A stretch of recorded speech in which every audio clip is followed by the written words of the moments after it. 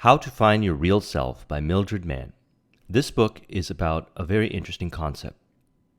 Taking the conscious mind, subconscious mind discussions that we have to another level by including something called the superconscious mind. Now, you may have heard of this before, but we're going to discuss it from the perspective of this book, and I'll probably do a lot more discussions on this topic. So the idea behind this is that you are more than who you say you are. You are an identity that you have formed based on certain kinds of sensory perception. You see yourself to look a certain way, you think a certain way, you feel a certain way, and you have 5 senses. And through these 5 senses, you receive input of data. And through the meaning that you give to this data, and the meaning that others have told you to give to this data, through teachings, you form conclusions of how you are. You look in the mirror, and you see yourself to be a certain way. You hear yourself recorded on a voicemail or something like that, and you hear yourself to be a certain way. You make a video of yourself, and you notice yourself to present yourself to be a certain way. And all this information goes into your subconscious mind, and you assume yourself to be a certain way until you conclude that it is fact that you are that way. However, we have something called the sixth sense, the ability to go into the creative imagination, the universal mind, the superconscious, communication with infinite intelligence, in which all knowledge, all information resides. Every now and then, through your creative expressions, you have access to this infinite intelligence. Sometimes you find yourself in flow, or maybe a lot of times you find yourself in flow, in which you're creatively able to solve problems in unique ways that you've never learned of before. It is in these moments that you tap into the superconscious bliss, or the superconscious mind, or the superconscious, however you want to look at it. And the way I've come to know this is that for many years of my life, like most people, I've identified myself with what I have known about myself through the 5 senses. Now, when you have these experiences where you're able to tap into the superconscious or infinite intelligence for creative purposes or whatever, you start to ask the question, is there more to me? Is the sensory perceptions of how I see myself the totality of who I am? When you dig deeper into this, you start to realize that, well, I'm the conscious mind. Consciously, I can direct information into my subconscious mind and believe myself to be a certain way. And there's within me a subconscious mind which has access to all this information that I have received throughout my lifetime through sensory input and the meaning I've given to me to form conclusions about myself and project outwards to materialize into form external world, the reality. Because the external world is a reflection of what is within you. Everything you believe about reality is within your mind. All is mind. We speak about this in the Kabbalion. And you're the conscious mind and the subconscious mind. Now, as mentioned, as you go deeper into this, you start to tap into infinite intelligence. You start to tap into the creative imagination. You start to ask the question, am I more than my conscious mind and my subconscious mind? Well, you are more than that. You are also part of a superconscious mind. And in the superconscious mind is where you came from. You sprouted from the superconscious mind and projected outwards onto earth and materialized in a body as a soul with a body. You are your soul, not your body. For most of your life, you might have identified with the body. But if you start to dig deeper into these concepts and you start to reflect on yourself, you start to see that a lot of what you were taught about how you believe reality to work, when you start to discover that you have this soul, this deeper part of you, you start to realize that a lot of what you were told, a lot of the information that you consume and how you believe yourself to be, is not really how you want to be. It's how you were told to be. And then you go on this journey to find yourself, finding your real self, soul searching. And then you start to figure out that there's a lot of these passions, these desires that you might have even had when you were younger, but you never honored them for some reason. And you went into a different direction in life because you were told that that was the proper direction to go. And you might have gone down that direction and felt somewhat fulfilled, but you got to a certain point where you started to access this kind of knowledge about the superconscious mind, the soul, and you start to feel unfulfilled about the life you created. Then when you start to follow the soul's desires and you start to study what is of interest of you and do the things that are of interest of your soul's desire, you start to get more joy and fulfillment, and you start to materialize the results accordingly. And you're noticing that you're able to live a fulfilling life doing it. In other words, maybe it would start by something like, okay, I'm going to follow a little passion that I have, and then it turns into a business. And now you're building a living on this thing that you were passionate about all throughout your life, but you denied it and you went down a different direction because you thought it was the right thing based on other people's thinking, only to realize that I want to go after this passion project thing. You make it work and you turn into business. Now you're happy. Then you start to look at other areas of your life. You question everything in your life and you say, well, I'm not happy with that. So you go and change it. And when you change it, whatever it is that you create makes you fulfilled and happy inside. Then you start to go even deeper into this information and you start to be able to talk to the soul. You start to be able to have a conversation with the soul, with the superconscious. Now, the stuff that I'm talking about might seem very far out, but all of us have experienced this to some degree. Every one of us, with some element in our life, in a certain stage of our life, we've experienced this, some more than others. Those that experience this a lot end up going out and teaching others about this. They become the mentors and the teachers and those that guide people towards this realization. Yogananda talks about it in his work when it comes to self-realization. And that what you really desire is to express your soul. The soul's desire is primary. The desires that were created by the five senses is secondary. And that's why Steve Jobs said, everything else is secondary. In his commencement speech, follow your heart and intuition. They somehow already know what you want to become. What he was talking about is the soul, your real self. You are a special enterprise of God. Pragmatic mysticism. It is not the kind of belief that makes you withdraw from the world or live in a cave or mortify the flesh or deny yourself anything that makes for gracious living. It is a pragmatic, everyday, usable union with God. That is what is in simple terms. That's what it is in simple terms. It is the harmonious connection between the conscious mind, the subconscious mind, and the superconscious mind. And that's what we're talking about here, union with God. It is not a denial or breaking. It's a connection to the soul. And it's a journey, as mentioned.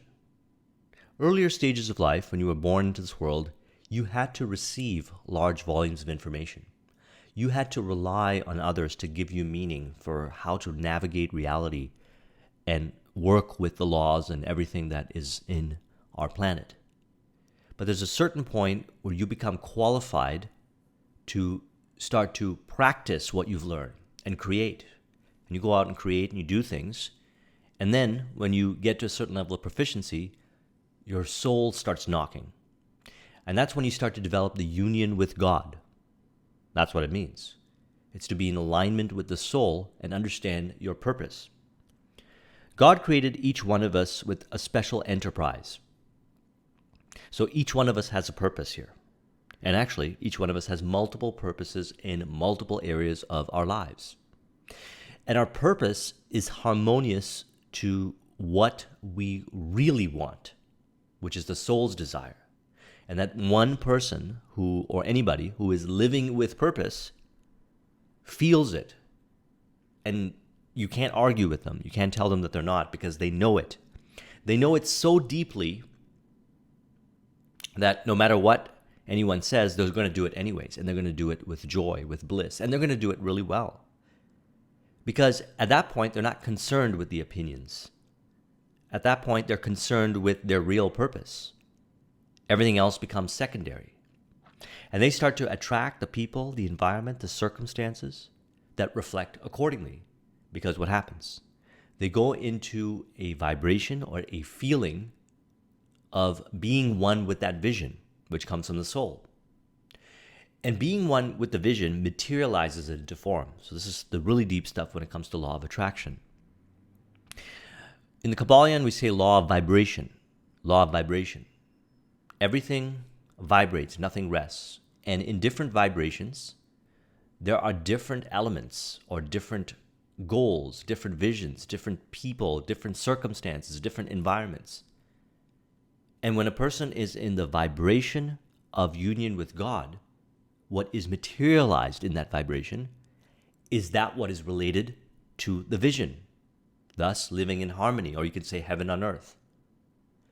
Now, this may sound like a far-out statement, but if you talk to anybody that has achieved this or goes down the journey of experiencing this, they will say that this is true. Now, what does it take for somebody to go down this journey and live in this realm of existence where you are in union with God? Well, going in beyond what was discussed in this book, I'm going to talk about what was discussed in Think and Grow Rich in the chapter of Outwitting the 6 Ghosts of Fear. He said, fears, doubts, and indecision need to be eliminated. See, what I found is that the gap between the subconscious mind and connecting with the superconscious is a layer of, and maybe deep layers, of fears, doubts, and indecision that is now within the subconscious mind based on certain experiences that we've had from our past when it comes to people, environment, and circumstance. More importantly, the meaning that was given to it. The meaning that was given to this created fears, doubts, and indecision within us. And we materialize it and form as representations of that fear, doubt, and indecision. I'll never forget one of the discussions that Neville Goddard had that I listened to, in which he was talking about somebody that had the desire to buy a house. And they had these doubts in their mind about buying the house.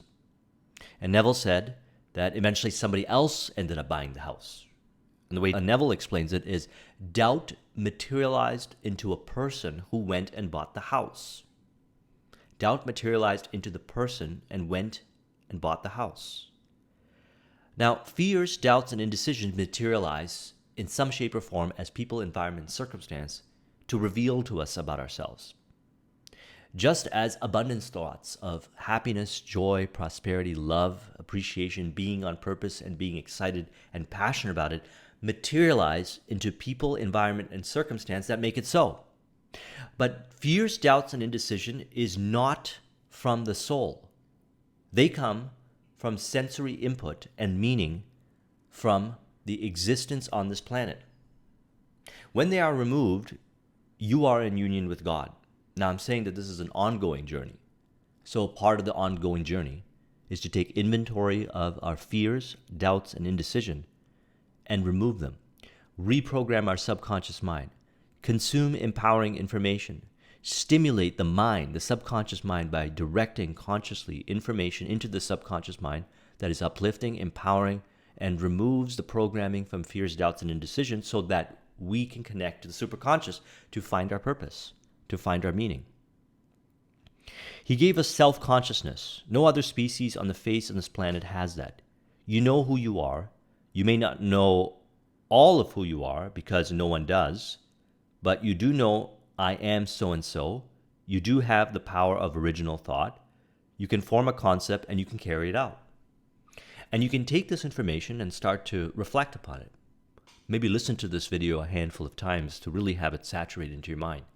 That you are the conscious mind and the subconscious mind, and you have a connection to the superconscious, where you can access what your purpose is, what you really want, your real self, who you really are, where you come from, and why you are here right now. You have self-consciousness, you have the kind of mind that recognizes its own identity, you have free will, you have potentiality and the possibility of developing that mind. You are not a slave. You do not have to live in the beck and call of every peril that seems to lurk in the outer world. You are supposed to live as a child of God, a son of God, a co-creator with God. How do you become a co-creator with God? Well, you have to get the message from the superconscious of what is that you really want to co-create. That information goes into your subconscious mind and is revealed through you through your visions and imaginations, hunches and inspiration, your intuition, on the exact things to consume, do, and so forth. And if you have fears, doubts, and indecision, you won't act on that information. So what do we do then? We remove the fears, doubts, and information so we have a smooth connection from the superconscious to the subconscious and the materialization into action by the body moving forward. And the attraction from the energy that we put out. It's not just the actions, it's the energy we put out and what we attract from the energy, because we go into a certain vibration that has the people, environment, and circumstances in there. So everything has to be in alignment, everything has to be in congruence. You are not here to live a possible 60 or 70 years, and for the most part of it, go to hell. You are here to create something in your life that only you can do for yourself. Only I can do it for me. Each one of us does it a bit differently. Each one of us offers God a slightly different, unique experience as we begin to find ourselves and proceed to build our lives in accordance with the divine plan. This is why there are no two people exactly alike in the world. Not even identical twins are completely identical. No one else can do it exactly the same way. You are a special enterprise on the part of God. Now, I made that video a handful of weeks ago on the self-confidence formula by Napoleon Hill. I recommend you watch that video over and over again, do the exercise, and keep developing your self-confidence. Because it is when you have the self-confidence that you will learn to trust your inner voice. It's calling out to you. Your soul is looking to express through you. But it's the fears, doubts, and indecision and the wanting approval and validation from the external world when the approval and validation comes from within. If you are looking for approval and validation from the external world, you are looking in the wrong place, because this is a reflection of what is within the subconscious mind. The mirror cannot give you approval and validation. It is the person that looks at themselves in the mirror that gives the approval and validation to themselves for what they see in the mirror. How to find yourself? How do we find ourselves? We do so by going within. All that exists is within. All is mind. The outer world is a reflection of the mind. Perhaps we were taught, because the world seems very vast and complex and there's all kinds of people, that we're just part of this little part of the equation and so forth, and we don't have that much power. All the power is within. The connection to the superconscious is within. And when you realize that power within, it is projected outwards through creative expression. The way you accept yourself to express it, as a result of removing the fears, doubts, and indecision, it is expressed in the right way, and it materializes into the form, and you are not at the whim of whatever kind of approval or neediness or what other people think of it, because you are doing the right thing. See, one of the common misconceptions is that, if you start to remove fears, doubts, and indecision, are you going to start acting irrational and crazy and whatnot? Absolutely not. The reason why you act irrational and crazy is because of fears, doubts, and indecision. When you remove them, the soul expresses in the proper way, in the right form. Your energy is projected outwards in your creative outlet. Could be your voice, could be your art, could be your words that you write. Whatever it is, could be the service that you provide. That, when expressed from within outwards, materializes as good quality, as high quality, and it is received, as you materialize people, environment, and circumstance, to reveal to you that it is of good quality. Try it. What is it that you're passionate about? Share it. Release it. Give it to somebody. Share it with somebody and see what they say about it. They'll say, wow, that's amazing. You have a gift. That's really beautiful. I love what you've created. And they'll say it with authenticity because you are projecting with authenticity. The outer world's a reflection of the inner world. You project authenticity, you receive authenticity, but you're not looking for the validation of the authenticity because you know it's authentic. Even if someone says that it is authentic, it's a indicator that you are looking in the mirror, but it's not a need.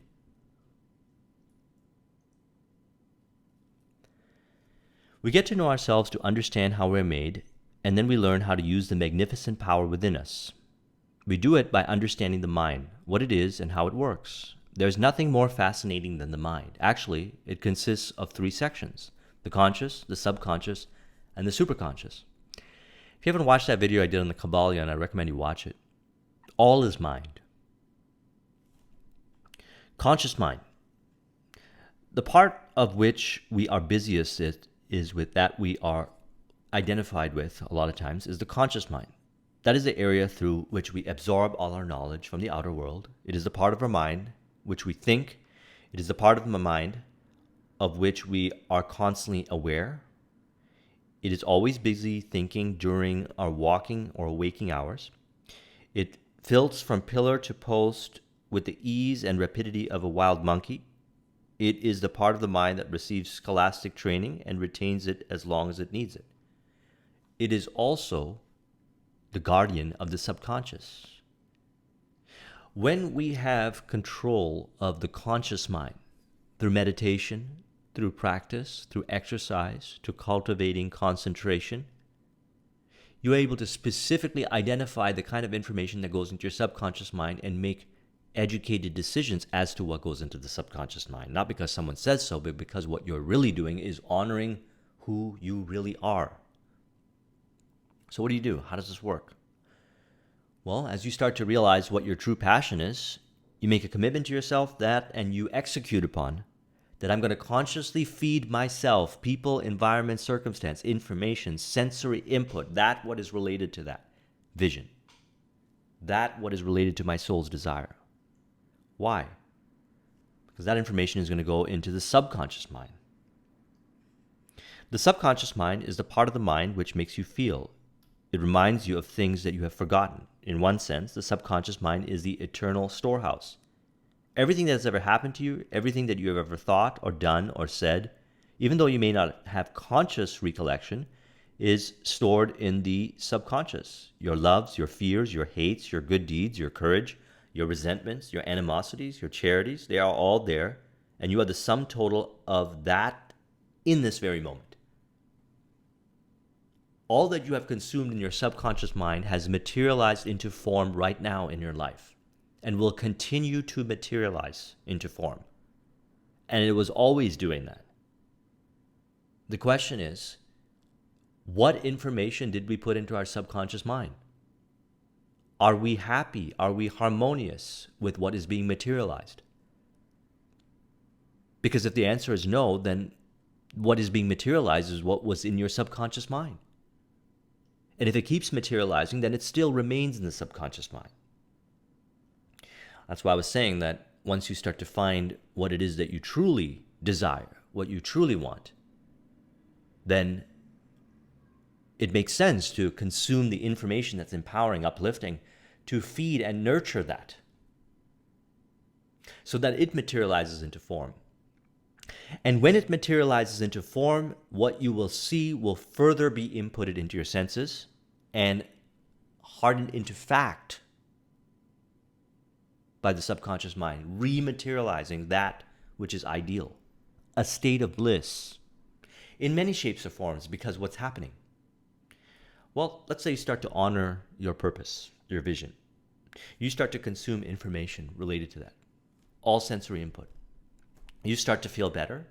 You start to somehow make progress, and it's materialized into form in the people, environment, or circumstance. You start to feel better. Your vibration goes up. You feel happier. You feel more joyous. You feel more invigorated. That feeling goes out and materializes into form as well, further emphasizing and bringing forth what is related to that vision that you have, what's in your imagination, until you are surrounded by it with elements that you might not even have known that were not related to it, but have now materialized. And your world is surrounded by it as far as the senses can perceive. And now you're in a different world. As far as the senses perceive, you've materialized that what is within your vision. Who is to say what exists unless you have sensory awareness of it, information? There's so much information. There's so many circumstances, people, environments in this existence of Earth. You don't have full awareness of all of it. What you have awareness on is what is within your subconscious mind, materializing into form. Now, if you honor the vision, if you honor your purpose, a beautiful thing happens. You materialize it into form. But we're not talking about a living in a bubble, arrogance type of manifestation, spirit of harmony, because divine is looking to manifest through each individual, spirit of harmony. So what you'll find is, you can use Ikigai, a great example. Doing what you love to do, what you're good at, what the world needs, what you can get paid for. You'll make a living out of it. You'll surround yourself with it. Another thing you'll find is that you'll be in the spirit of harmony. It'll be a benefit for you. It'll be the benefit for others. And it will be a benefit of divine. And as your consciousness goes up, because as a result of doing this, your consciousness goes up, your thoughts, your feelings, and actions get broadcasted out of you to heal, to uplift all beings.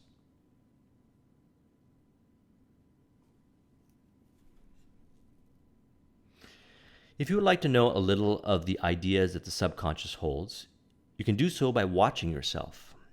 The clearest answer will come by looking in a mirror at yourself, because your body is the complete outpicturing of what the subconscious mind is expressing. Its closest manifestation is through the physical body, and it reflects itself in the health, vitality, and appearance. Then watch what you do. Watch what you say. Watch your reactions. Are they what they should be? Do you flare up at others? Do you take offensive easily and blame it on your sensitive nature? Are you always busy protecting your pride? Do you go around the world with a chip on your shoulder? If you do, you will know that there is something stored in the subconscious that is causing a bit of trouble. So what we do, we get rid of it, because if you continue, sooner or later, it is going to come, materialize into form in some shape, to reveal to you about yourself. Not to harm you, to reveal to you about yourself. Besides being the storehouse of memory, the subconscious also has the power, is also the powerhouse of the human being. It functions to create, and that it does. Unquestionably, when the conscious mind gives the order, it cannot reason, it knows no logic. So when you impress something on the subconscious mind, it will materialize. So you have the power to impress on your subconscious mind an idea, a vision, follow the processes covered by Neville Goddard, the different things we talk about reprogramming your subconscious mind. Impress your subconscious mind and it will materialize. When you impress your subconscious mind, it will be brought forth. It's only a matter of time. If it's something related to your soul and your divine vision, it will be brought forth. And the only thing that I found that delays the manifestation or the materialization of it is other programming that's fighting in the subconscious mind. Fears, doubts, and indecision. So that's the opportunities that we have. Is we say, this is what we want to create. We impress that on the subconscious mind, and it will be so. Through autosuggestion, through visualization, to feeling of the wish fulfilled, it will be so. Because it's impressed in the subconscious mind. The subconscious mind will express itself. The subconscious mind you can't force the subconscious mind to express itself. You can't force the subconscious mind to not express itself. That's its nature. The subconscious mind will express. The only thing that can prevent the expression is the conscious mind then consuming contrarian information, or if there's contrarian programming within the subconscious mind, that will be revealed to you in the fears, doubts, and indecision on your journey towards the manifestation, towards the materialization of that vision. The moment you impress it in your subconscious mind, it is being brought forth. You can look at the world as a mirror then. And any sensation of fears, doubts, and indecision that is experienced in the mirror is going to be needed to be removed. Now, it'll still materialize in some shape or form, so it'll be brought to your awareness, and you'll remove this and bring it forth. And you don't have to be perfect to bring it forth, depending on the vision. But that's one of the things we have to do. We have to take the inventory. So it continues to carry out the orders until the conscious mind redirects it. The subconscious mind knows everything of the past and the present. It also has an idea of what the future might be because of the past performance. But because it is plastic, it can and will change the future direction of your life, provided it is given the impetus and instruction to do so. See, by instruction to do so, I'm not talking about saying, subconscious mind, tell me how, or reveal to me the complexities of how. You just give the specific instruction to the subconscious mind and allow the subconscious mind to do all that stuff, and you don't have to question it. It's the conscious mind that wants to question it. The subconscious mind knows how to bring it forth in the most harmonious way. Now, here's the power. We're talking about superconscious mind and connecting to your real self. So what does that mean? It means that what is within your real self, your soul, is in the spirit of harmony with all. It is the vision of God. It's why your purpose is here on this planet, why you materialized in this planet with your soul to create, and you are supported. Now, if you know what your vision is, then you're supported even more, because what you are being supported on is a divine vision.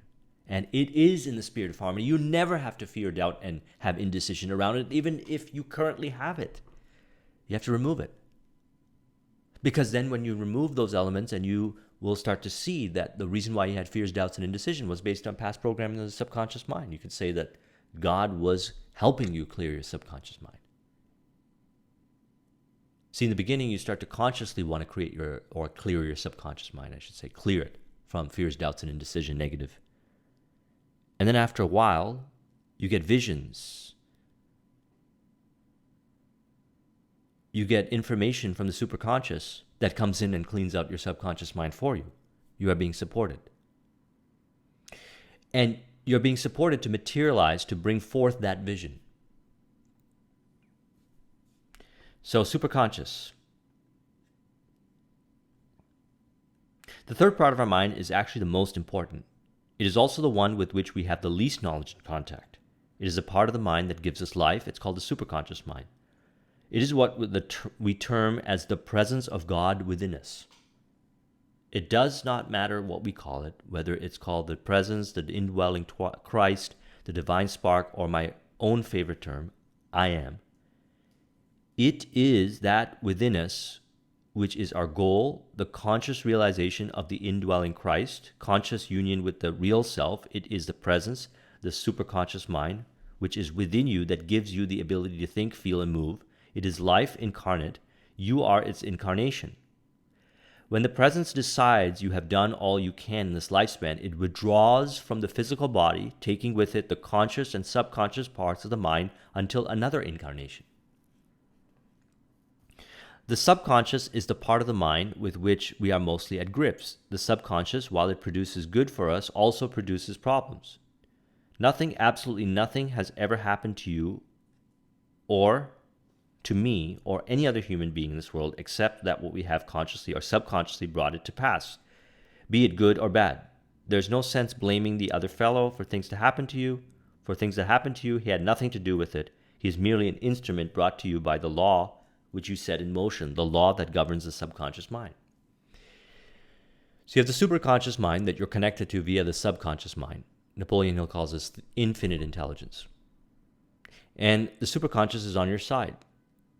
And you have your conscious mind to direct and connect positive, uplifting information in your subconscious mind. When you connect and direct positive information consciously into your subconscious mind, you start to feel better. You start to materialize that, what is from that feeling. You feel even better. Your vibration goes up. When your vibration goes up, you begin to connect to infinite intelligence. Hunches, inspirations show up. This is why you get this when you're in flow.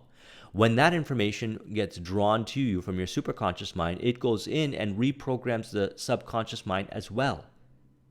And you have to honor this process over and over again. Honor it. The subconscious mind has access to the superconscious mind and the true desires of what you want to materialize, what you want to create in this world, your true purpose. And you do it by, you get access to this knowledge by removing the fears, the doubts, the anger, the resentment, the indecision, by doing the subconscious mind audios, by living in faith, by doing the thing that you're afraid of doing, but you know it's the right thing, through the repetition. And then what happens? Then you have earned the vibration in which you go into, which then brings you the information from the superconscious mind, which will then program the subconscious mind even more so, and bring forth actions automatically. Bring forth the people, environment, and circumstances. You're going to get hunches and inspirations like you never thought of before. And it will keep you in that vibration. You'll find yourself being in flow more often. Now, in Power versus Force, David Hawkins talks about those that go into the high consciousnesses, the really high consciousnesses, and they experience this intense bliss, and they ask themselves, and very few people ever get to this level. And maybe more and more people will get to this level in the future because consciousness is rising as a whole. Where they get into such a blissful state that they ask themselves, what's the point of even going into this existence of this planet anymore when you feel the most bliss within from this feeling? Nothing in the external world gives you bliss like that. Why? Why would you even want to leave the meditation or the state of being connected with superconscious bliss? That's what he was talking about. And they have to consciously make that decision. Now, the cool thing about this, the benefit about this, is that Yogananda, the work that he did when he came to United States was, he said, you can have both. You can access the superconscious. You can get access to all the knowledge and inspiration and visions and creative support that's there for you to create your dreams. And you can have the life that you're living. You can live the material life. So you could do both.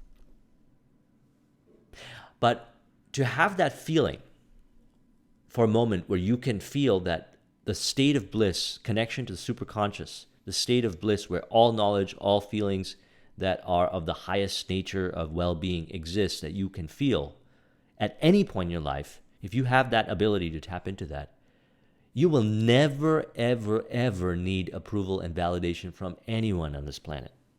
Once you're able to tap into that, no matter where you are, you can go into that state.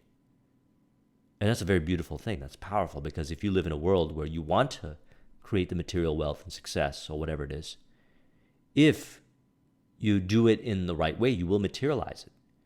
Most behaviors, when it comes to creating success, that are inefficient are based on ego-based behaviors, focusing on who is right rather than what is right, drifting away from the purpose because of a shiny object that has no value, but it's at the whim of some kind of sensory element that's within the subconscious.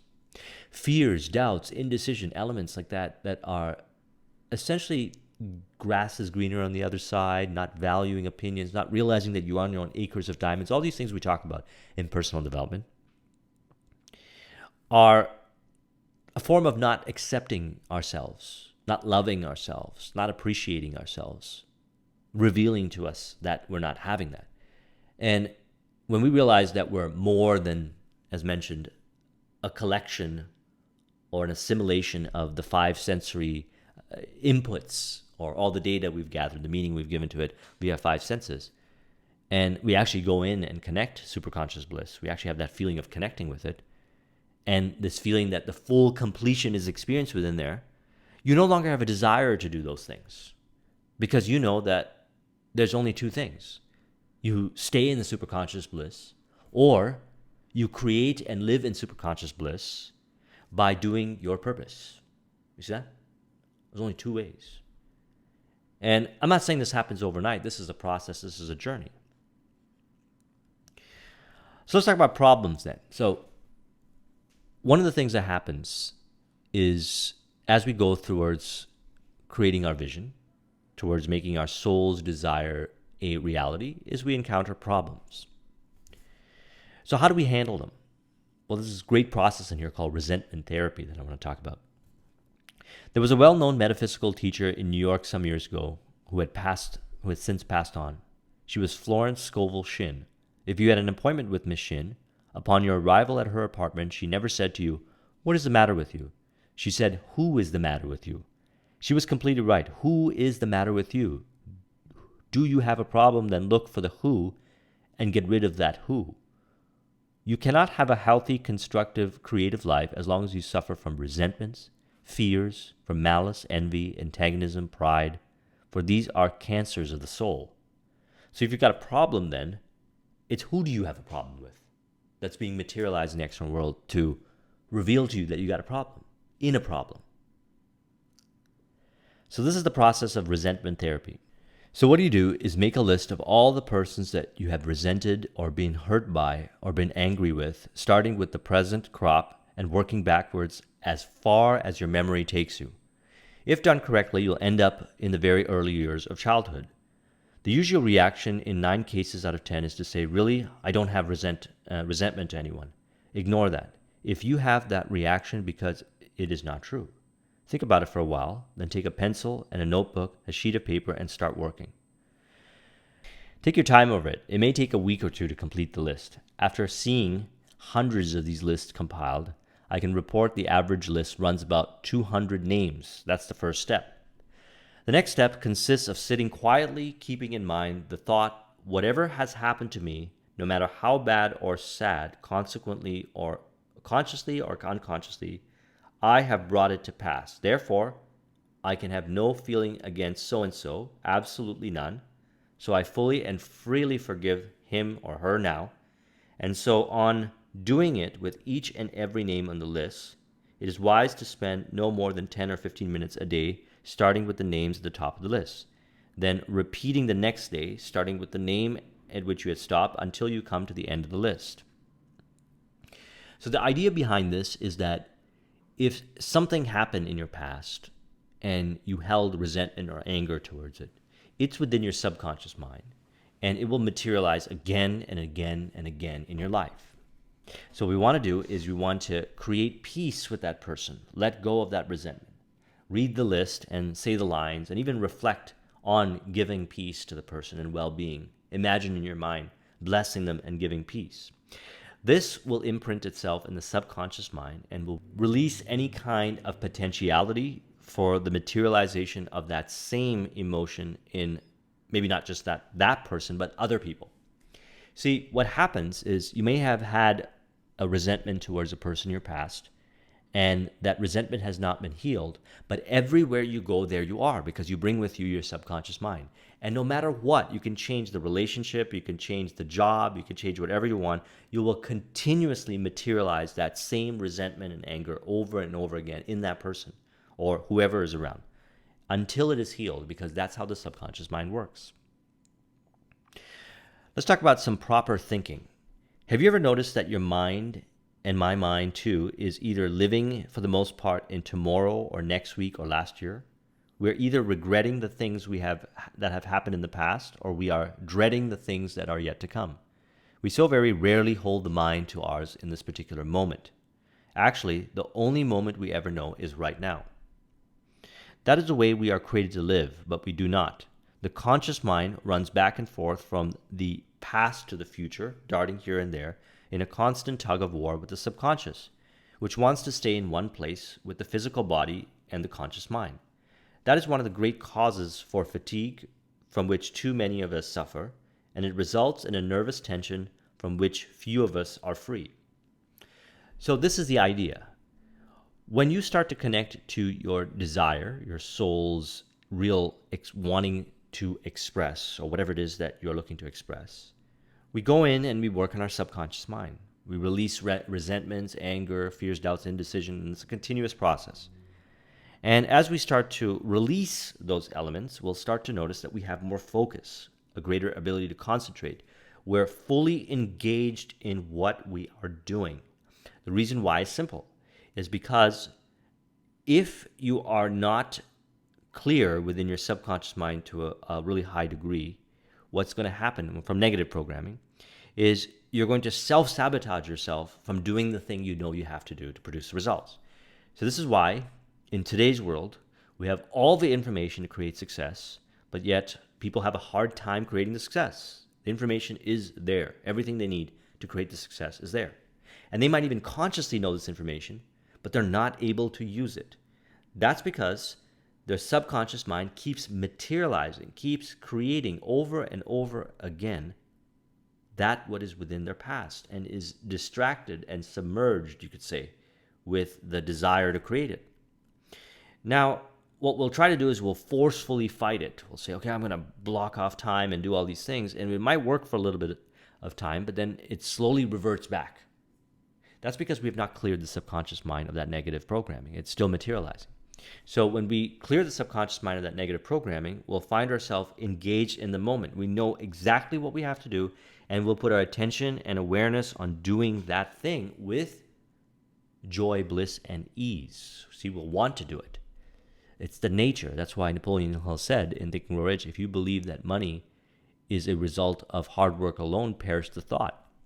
See, we have to enjoy what we do. I know I certainly do. I used to live in a time where I thought that that's how it was. You had to push really hard, you had to work really hard, because that's how you create success. That's what I was taught. Until I realized that I wasn't in alignment with what I really wanted to do. And I had all this programming in my subconscious mind that I had to release. And as I start to release the negative programming in my subconscious mind, and I started to connect with more that I wanted, of what I really wanted to do, I found myself so engaged and passionate about doing what I want to do that I pretty much think about it all the time. Anyone who knows me knows how I am. I am so fascinated with my work that my entire life is a one big involvement with all elements, all areas of my life with my work. And I am passionate about it. I'm excited about it. And it does not seem like harsh or forceful type of process doing the things I have to do, because I've released programming in my subconscious mind that is materializing contrarian people, environment, and circumstances unrelated to the vision.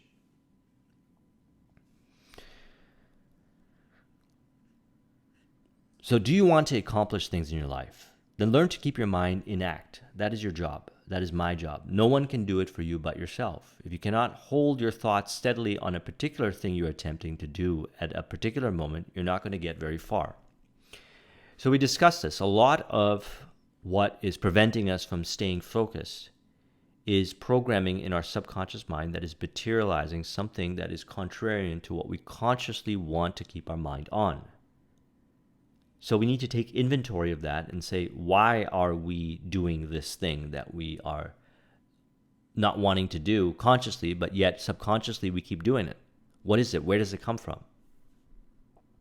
Now, living in the present is very important, but does this mean you can't plan for the future? Of course it does not. When you plan things for yourself, they are always on the positive side. When you create mental pictures and feed them with your desires or emotions, you are planting good ideas in the subconscious mind. When you worry, which is negative planning for the future, about the horrible things that could possibly happen, you are also planting ideas in the subconscious mind. So then it's important to realize that you will create your vision. When you are connected between the conscious, subconscious, and superconscious through the process that we're talking about, and you get your vision and you honor it, and you start to feed your subconscious mind with programming that's related towards that vision, and you are supported by the superconscious mind because it also helps reprogram your subconscious mind, then you will materialize your vision. So then there is no need to worry, because if the worry shows up, then that's based on some past programming. What are you worrying about? The worry, or any kind of feeling that you are experiencing in the moment while you're doing what you have to do, is revealing to you about yourself. So we need to use a process like this, the resentment therapy, or taking inventory, journaling, self-analysis, timeline regression, different kinds of awareness tools for understanding what is within our subconscious mind, and there's plenty of them. And I try to share with you on these videos as much as I can, but there's plenty of them. But you can find these tools and you can uncover what those feelings mean. And if they're feelings that you don't like, negative emotions or whatnot, you can identify where they came from, which is your past, and you can release them. You can make peace with them, and they don't show up again, and you'll be able to stay on point, on focus towards your vision. Which brings me to my final element, concentration. You must learn to concentrate. In one sense, everyone knows how to concentrate on subjects which they're familiar with, and which have constituted their fields of interest. Now, this is interesting because we all have the ability to concentrate. Everybody is concentrating. The question is, what are we concentrating on? And what we are concentrating on is what is within our subconscious. So if someone says, I can't concentrate on this thing I have to do, it's because they're concentrating on something else. Their mind goes on to something else, which is what is within their subconscious mind. See, what we're looking to do here is make the conscious mind in alignment with the subconscious mind and the superconscious, and have the concentration laser focused on that what is related to our vision. So we already have the ability to concentrate, and now we have a greater ability of how to identify what we are not concentrating on. The presence is that which gives me life. I am the power, is the law which sustains the universe and everything in it. I am a child of God, and so are you. My birthright, and it's your birthright, is to learn how to use the law to create my life in accordance with what it should be. And the entire philosophy of what we're talking about here can be summed up in the statement, I am. I am is to be in alignment between superconscious, subconscious, and conscious. See, that's why we do I am statements in affirmations, because I am is to call upon the superconscious. I am is to bring forth the superconscious. I am is to affirm in the subconscious, and I am is specificity of the conscious mind. If you want to copy this mind map, the link is in the description. Thank you very much for watching. I'll talk to you soon. Take care.